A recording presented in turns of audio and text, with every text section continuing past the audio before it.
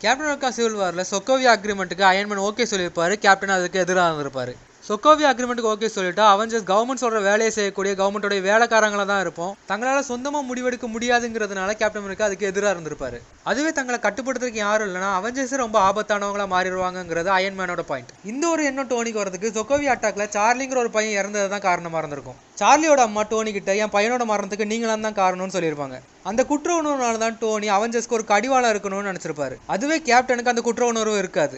ஏன்னா கேப்டன் ஒரு ட்ரெயின் பண்ணப்பட்ட ஒரு மிலிட்டரி சோல்ஜர். போர்னு வந்தா சண்டை போடுற ரெண்டு பக்கமும் பாதிப்பு இருக்கும். அது ட்ரெயின் பண்ணப்பட்ட சோல்ஜர்ஸ்க்கு மட்டும் இல்லாம பொதுமக்களுக்கும் இருக்குங்கிறது வேர்ல்ட் வார் 2ல சண்டை போட்ட ஒரு சோல்ஜரா கேப்டனுக்கு நல்லாவே தெரியும். ஆனா அதுவே டோனியால அதை ஏத்துக்க முடியாது. ஏன்னா அவர் சண்டை போடுறதுக்காக ட்ரெயின் பண்ணப்பட்டவர் இல்ல. அவர் அயன்மேனா மாறினதுக்கும் அவெஞ்சரா இருக்கிறதுக்கும் காரணமே கில்ட் தான். தன்னோட ஆர்ம்ஸ் மேனுஃபேக்சரிங் பிசினஸ்னால பொதுமக்கள் பாதிக்கப்படுறாங்க காரணத்தினால தான் அவர் தன்னோட ஆர்ம்ஸ் மேனுஃபேக்சரிங் பிசினஸ் நிப்பாட்டினாரு, அயன்மேனாவும் மாறினாரு. அதே மாதிரியான ஒரு கில்ட்னால தான் சொக்கோவியா அக்ரிமெண்ட்டுக்கும் அவர் ஓகே சொல்லியிருக்காரு. இதுதான் அயன்மேன் சொக்கோவியா அக்ரிமெண்ட்டுக்கு ஓகே சொல்றதுக்கும் கேப்டன் அமெரிக்கா அதுக்கு எதிராக இருக்கிறதுக்கும் காரணம்.